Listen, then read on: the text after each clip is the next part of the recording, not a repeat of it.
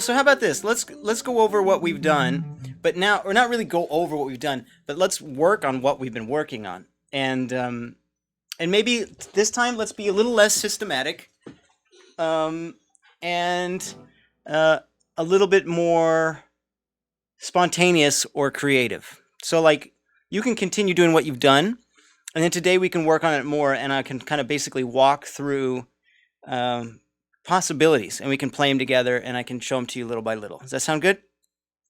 We're going to take the voicings we know. We're going to try to follow some of the suggestions they offer, come up with some ideas of our own as well. So let's start off with D minor. We'll just do our, let's try our old-fashioned D minor like this. Okay. Next we have D minor / C. Well, here's what I'm going to do. I'm going to keep my D minor, and I'm going to take my pinky and put my pinky on the C there, exactly. And now how I'm doing this isn't important per se, but what I'm doing, just so you know, is I'm using my pick on the A string when I do the D minor, and I'm using my middle ring and pinky on the D, G, and B string. You could do the same thing with just your fingers if you wanted. That's not super important, but I just want to let you know what I'm doing. So when I go to this D minor 7 over C, I'm sacrificing my D on the A string with my pick. Instead, I'm putting my pick on the E string with the C, but all the rest of the notes are the same.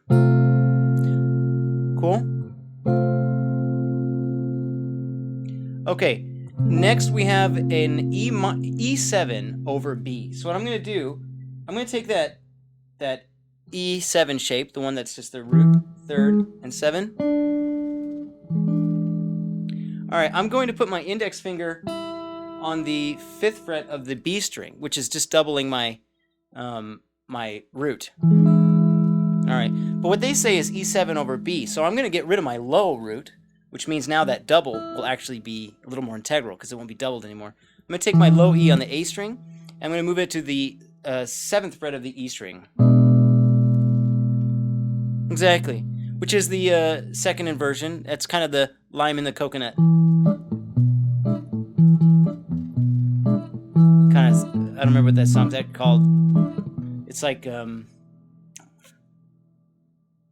Nielsen, Harry Nielsen. Okay, so here's what we've got so far.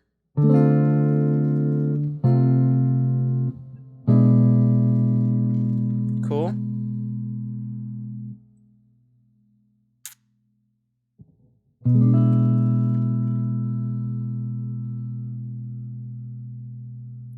Yeah, think of your sort of integral shape that we learned. Add the octave, and then we're going to change our low note to be the B, which is what they suggest. So we got 1, 2, I'll do it kind of 1, 2, 3, 4,